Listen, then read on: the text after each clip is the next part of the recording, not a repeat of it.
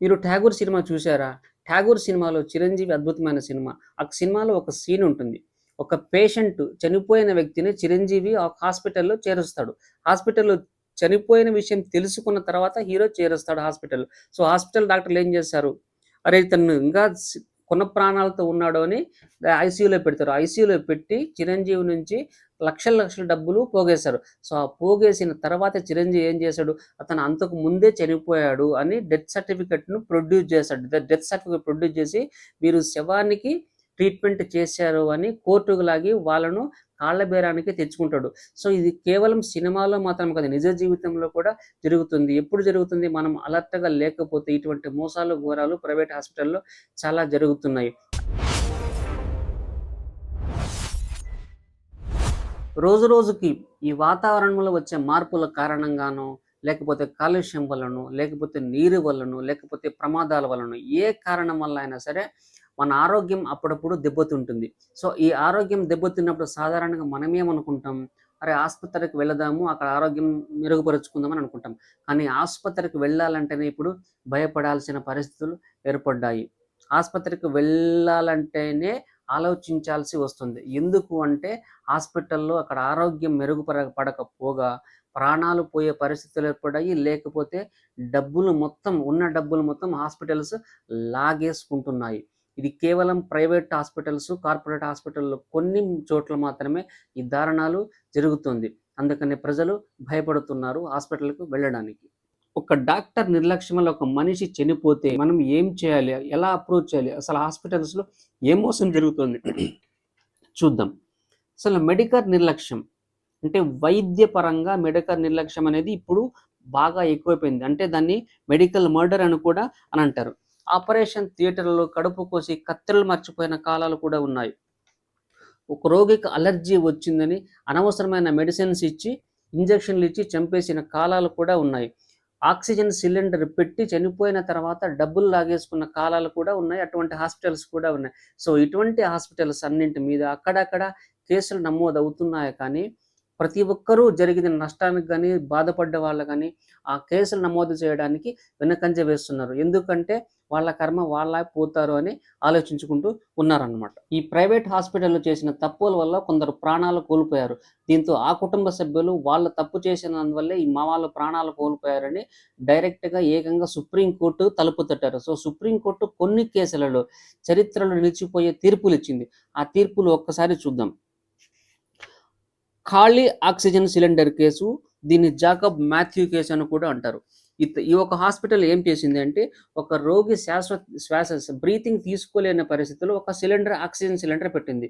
కానీ దరిద్రం ఏమంటే ఆక్సిజన్ సిలిండర్‌లో ఆక్సిజన్ లేదు. సో, ఈ విషయం గురించి గమనించిన సిబ్బంది ఏం చేశారు, ఇంకొక ఆక్సిజన్ సిలిండర్ తెచ్చేందుకు వెళ్లారు. సో, ఆక్సిజన్ సిలిండర్ తెచ్చే లోపు పేషెంట్ ఏమయ్యాడు? చనిపోయాడు. సో, దీనికి కారణం ఎవరు? హాస్పిటల్ సిబ్బంది, హాస్పిటల్ స్టాఫ్, వైద్యులన్నమాట. సో, ఏం చేశారు వాళ్ళు? వెంటనే ఒక కోర్టుకు అప్రోచ్ అయ్యారు. సుప్రీం కోర్ట్ అప్రోచ్ అయితే సుప్రీం కోర్ట్ ఖచ్చితంగా చెప్పింది. కేవలం ఈ వైద్య నిర్లక్ష్యం వల్ల అతను ప్రాణాలు కోల్పోయాడు అని, ఇది పెద్ద నేరం అని చెప్పి ఆ బాధితుడి కుటుంబానికి ఊరటనిచ్చే తీర్పు చెప్పింది. ఇక రెండో కేసు, ఇది హైదరాబాద్ జరిగిన కేసు. కిషన్ రావు కేసు అని అంటారు. సో, ఈ కేసులో ఏం జరిగిందంటే, ఒక మహిళకు విపరీతమైన జ్వరం వచ్చింది ఒక టైంలో. సో, జ్వరం వచ్చిన తర్వాత వాళ్ళు ఆటోమేటిక్‌గా నెక్స్ట్ ఒక కార్పొరేట్ హాస్పిటల్‌కి పోయారు. సో, ఆ కార్పొరేట్ హాస్పిటల్‌కెళ్తే అక్కడ ఆమెకు మలేరియా ఉంటే డాక్టర్లు సరిగ్గా టెస్ట్ చేయలేదు సరికడా టైఫాయిడ్ అనే కన్ఫర్మ్ చేశారు. సో, ఆమెకు మలేరియా ఉంటే టైఫాయిడ్ అని కన్ఫర్మ్ చేశారు. మందులు ఇచ్చారు. సో, దీంతో ఏం చేశారు, తర్వాత ఈ విషయం కనుక్కొని వీళ్ళు కోర్టుకెళ్లారు. కోర్టు వాళ్ళకు హాస్పిటల్‌కు ఉటిక్కాలేసింది. ఆ తర్వాత పనిష్మెంట్ ఇచ్చింది. ఫైన్ కూడా వేసిందనమాట.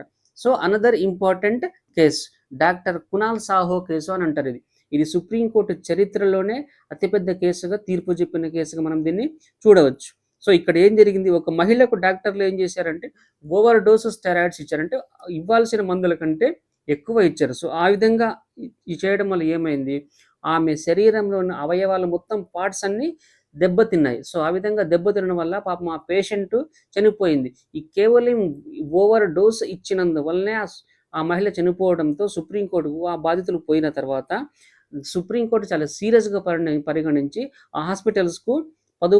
11,00,00,000 ఫైన్ వేసింది. రూ. 11,00,00,000 చెల్లించి తీరాల్సిందే అని ఒక చారిత్రాత్మకమైన తీర్పిచ్చిందనమాట. సో, ఇటీవలనే రీసెంట్‌గా ఈ తెలంగాణలో ఒక భద్రాద్రి కొత్తగూడెం జిల్లాలో ఏం జరిగింది? ఒక చాలా దారుణమైన ఘోరం జరిగిపోయింది. ఒక గర్భిణీ మహిళకు ఆస్పత్రిలో డెలివరీ చేశారన్నమాట. సో, డెలివరీ అయిన తర్వాత బై బ్యాడ్ లక్ ఆమె చనిపోయింది. సో, ఆమె చనిపోయిన తర్వాత ఆమె శవాన్ని ఖననం చేశారు శ్మశాన వాటికలో. ఖననం చేసిన తర్వాత చివరికి బూడిద ఉంటుంది కదా! ఆ బూడిదను ఒక్కసారి పరిశీలిస్తే ఆ బూడిదలో ఒక ఐటెమ్ బయటపడింది. ఏమిటి అంటే అది ఒక సీజర్ కత్తెర. మన సర్జరీకి ఉపయోగించే కత్తెరను వాళ్ళ డాక్టర్లు నిర్లక్ష్యంగా పొట్టులో పెట్టి కుట్టేసేసారనమాట. సో, అది చనిపోయిన తరువాత ఆ విధంగా జరిగింది. ఆ తర్వాత వాళ్ళ మీద కేసేశారనమాట. సో, ఇంత దారుణమైన ఘటనలు హాస్పిటల్స్‌లో జరుగుతున్నాయి. ఇంత దారుణాలు జరుగుతున్నాయి అంటే కారణం ఎవరు అంటే కేవలం నిర్లక్ష్యం. డబ్బు మీద యావ, డబ్బు మీద ఆశ. మనం అనారోగ్యంగా ఉన్నప్పుడు హాస్పిటల్‌కి వెళ్తే హాస్పిటల్స్ ఏం చేస్తాయో తెలుసా? ఫస్ట్ మైండ్ గేమ్ ఆడతాయి. మైండ్ గేమ్ అంటే మన మైండ్‌తో ఆడుకుంటాయి. మీ వాడికి బాగలేదు, మీ అమ్మాయికి బాగలేదు, నిజంగా బాగలేదు, వెంటనే అడ్మిట్ చేసుకోవాల్సిందే, ఇంత ఖర్చవుతదని మనల్ని భయపెట్టేశారు. ఆ విధంగా భయపడిచ్చి మన ప్రాణాలు పోయేంత వరకు డబ్బులు లాగుతూనే ఉంటారు. సో, ఆ మైండ్ గేమ్. పొరపాటున ఒకవేళ పేషెంట్ చనిపోతే ఇక ఇంకొక గేమ్ ఆడతారు. మీ వాడు చనిపోయాడు, లాస్ట్ చివరి క్షణం వరకు మేము ప్రయత్నించాం కానీ కుదరలేదు అని చెప్తారు. కొంతమంది పేషెంట్లు ఎదురు తిరిగారనుకోండి, వాళ్ళను రౌడీలు పెట్టి, గూండాలు పెట్టి వాళ్ళని బెదిరిస్తారు. అయినా మనం భయపడకుండా ఖచ్చితంగా మాకు ఆ రిపోర్ట్ ఇవ్వాల్సిందే అని చెప్తే 72 గంటల లోపల అందుకు రిపోర్ట్ ఇవ్వాల్సిందే. ఆ మెడికల్ రిపోర్ట్స్ ఖచ్చితంగా మనకు ఇవ్వాల్సిందే. అది హాస్పిటల్ డ్యూటీ అనమాట. Prescription, lab reports, case sheets ఇటువంటివన్నీ మనకు ఖచ్చితంగా ఇచ్చి తీరాల్సిందే. ఆ కేస్ రిపోర్ట్ ఇచ్చిన తర్వాత తప్పు ఎక్కడ జరిగింది అనేది మనకు తెలిసిపోతుంది. సో, ఒకవేళ తప్పు జరిగింది అని తెలిస్తే మనం వెంటనే ఎక్కడికెళ్ళొచ్చు మనం పోలీస్ కేస్ పెట్టొచ్చు. లేకుంటే డైరెక్ట్ కోర్టుకు అప్రోచ్ కావచ్చు. ఇంకా ముఖ్యమైన విషయం ఏంటంటే మనం కన్జ్యూమర్ ఫోరమ్‌కి ఖచ్చితంగా వెళ్ళవచ్చు. కన్జ్యూమర్ ఫోరమ్‌కి వెళ్తే మనకు ఉపయోగం ఏమిటి అంటే అక్కడ కోర్టు ఖర్చులు చాలా తక్కువ ఉంటాయి. మనకు న్యాయం జరిగే అవకాశాలు కూడా ఎక్కువుంటాయన్నమాట. సో, యాక్ట్ 2019 ప్రకారం ఖచ్చితంగా మనం కన్జ్యూమర్ కోర్టుకు వెళ్లి మనం సహాయం తీసుకోవచ్చు. ఇక్కడ ఇంకొక విషయం ఏమిటంటే మనం అనారోగ్యమైనప్పుడు లేకుంటే హెల్త్ పాడైపోయినప్పుడు మనం చేసే తప్పేమిటంటే సెకండ్ ఒపీనియన్ తీసుకోకపోవడం. ఒక హాస్పిటల్‌కి వెళ్ళి ఒక ట్రీట్మెంట్ వాళ్ళు చెప్పిన తర్వాత మరొక హాస్పిటల్‌కు లేకుంటే తెలిసిన డాక్టర్‌కు ఆ విషయం చెప్తే ఖచ్చితంగా సెకండ్ ఒపీనియన్ తీసుకోవాలి. సెకండ్ ఒపీనియన్ తీసుకోకుండా మనం పోయామనుకోండి, ఖచ్చితంగా మనం మోసపోయే ప్రమాదం ఉంటుంది. ప్రాణాలు కూడా కోల్పోయే ప్రమాదం ఉంటుంది. ఇటువంటి విషయాల మీద మీరు ఖచ్చితంగా జాగ్రత్తగా ఉండండి. అప్రమత్తంగా ఉండండి.